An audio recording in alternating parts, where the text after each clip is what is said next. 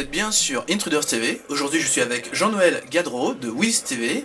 Alors, Wiz TV à l'anglaise. Voilà.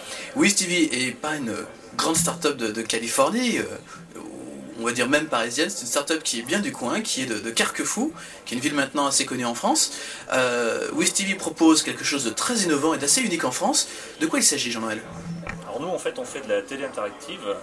On a en gros deux secteurs d'activité. Une partie qui est d'aider les éditeurs web à amener leur site web sur la télé. Donc de la même manière qu'il y a une version mobile des sites web, on fait une version télé du site. Et on le fait sur l'ensemble des box des différents FAI, parce que les box sont assez différentes, et il y a un certain nombre de contraintes qui font que c'est assez compliqué. Jusque-là, c'était assez compliqué de réaliser des sites sur la télé. Et donc nous, on a développé une technologie qui permet de simplifier cette réalisation et de faire qu'on peut rapidement être disponible sur les différentes box. Donc ça, c'est un axe. Et le deuxième axe, c'est de travailler avec les chaînes de télé et les sociétés de production dans le monde de la télé pour réaliser des émissions interactives et faire qu'au lieu d'avoir simplement le flux vidéo, on puisse commencer à utiliser sa télécommande pour aller chercher des informations supplémentaires, par exemple pour les événements sportifs sur les joueurs, sur le score, etc. Ou bien d'autres informations concernant l'émission, pouvoir faire des jeux pour voter, etc. On est vraiment dans la télé un petit peu 2.0 entre guillemets. Et par exemple en termes d'innovation pour l'utilisateur, il va pouvoir, là il y a Roland Garros en ce moment, si j'utilisais le système Wiz TV, je pourrais avoir quoi, par exemple le palmarès des joueurs, les points, des choses comme ça. Après, l'idée c'est de pouvoir retrouver toutes les informations qu'on trouve déjà sur le web. L'idée c'est de ramener le web en fait sur la télé. Donc toutes les chaînes et toutes les sociétés qui génèrent du contenu en fait proposent ce contenu sur le web parce que c'est facile, mais la difficulté était pour le moment d'arriver à proposer ça de manière économique sur la télé. Et donc nous, comme on simplifie en fait le processus de développement de ce genre de site, du coup ça devient économique pour les fournisseurs de contenu d'amener le contenu, et donc toutes les informations qu'on pouvait trouver sur le web concernant un événement sportif, etc., l'idée c'est de pouvoir les avoir sur sa télé et de ne pas être obligé de changer de pièce et d'aller dans le bureau sur l'ordinateur chercher les informations d'un joueur, de Roland Garros par exemple, ou d'avoir son palmarès, etc. Il suffira d'aller avec sa télécommande et puis d'aller dans les menus qu'on va faire apparaître sur la télé pour retrouver la fiche du joueur, son palmarès, voir contre qui il a gagné il y a 3 ans, etc. etc. Et alors, concrètement, comment on va pouvoir voir cette application arriver dans nos télévisions? À travers des FAI par exemple, à travers ce qu'on appelle des box?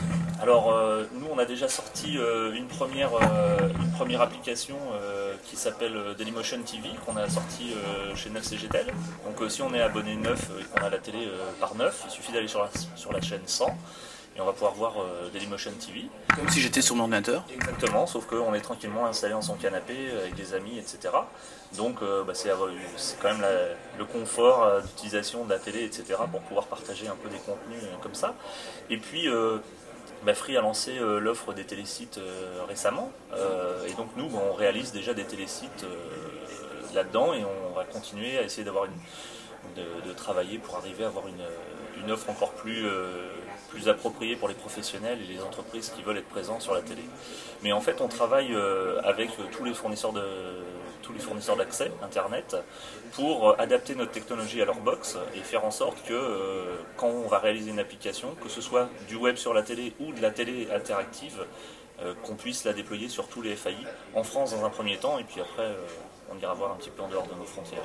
Est-ce que c'est difficile de travailler avec les FAI français au niveau spécificité technique? Est-ce que les FAI ouvrent facilement leur doc, vous aident à implémenter ces systèmes? Ils sont demandeurs de ça? Alors, on trouve un petit peu toutes les réactions, mais de manière générale, en fait, on propose quelque chose qui intéresse finalement un petit peu tout le monde. Donc, les FAI sont intéressés parce que ça leur permet de proposer des nouveaux services, etc. Donc, ils nous ouvrent un petit peu leurs portes. Les fabricants de box voient dans nos applications, si jamais ils se rendent compatibles avec notre technologie, ils vont pouvoir proposer à leurs futurs clients, donc pas en France mais plutôt à l'étranger, de dire regardez toutes les belles applications qui marchent avec ma box, donc elle est meilleure que celle du concurrent, donc eux nous ouvrent absolument toutes les portes et nous filent toutes les specs et les boîtes, etc. pour qu'on puisse travailler en amont. Donc il y a même certains FAI pour lesquels on a des modèles similaires des box qu'ils vont avoir avant même d'aller les voir, et on commence déjà à avoir des choses qui fonctionnent avant même d'aller les voir. Donc on est vraiment au milieu d'un écosystème avec les fournisseurs de contenu d'un côté, les FAI de l'autre, les éditeurs, enfin les fabricants de box, et puis même les régies publicitaires. On se retrouve un petit peu au milieu de tout cet écosystème pour essayer de créer avec tous ces acteurs l'économie de la télé de demain. Alors, vous êtes une start-up qui se trouve en plein cœur d'une région française, à Carquefou. Est-ce que c'est un avantage ou un inconvénient finalement d'être un peu loin de la capitale? Est-ce que c'est pareil? L'inconvénient, c'est qu'on prend un peu plus le train que ceux qui sont à Paris, parce que beaucoup d'acteurs sont à Paris. Mais bon, en même temps, ça nous permet d'avoir un recul un petit peu et peut-être une perception, qualité de vie aussi. Une petite perception différente des choses. Mais bon, bien sûr, la qualité de vie qui n'est pas la même. D'accord. Alors aujourd'hui, on est au California Tech Showcase, un rendez-vous important où on reçoit plein de start-up californiennes qui viennent montrer leurs plus beaux atouts. Quel est l'intérêt pour vous d'être aujourd'hui présent à cette conférence? Qu'est-ce que vous pourriez en retirer? Alors nous, on était présents, bon déjà en termes de ce qui était intéressant, c'était déjà on était content d'avoir été sélectionné pour être présent.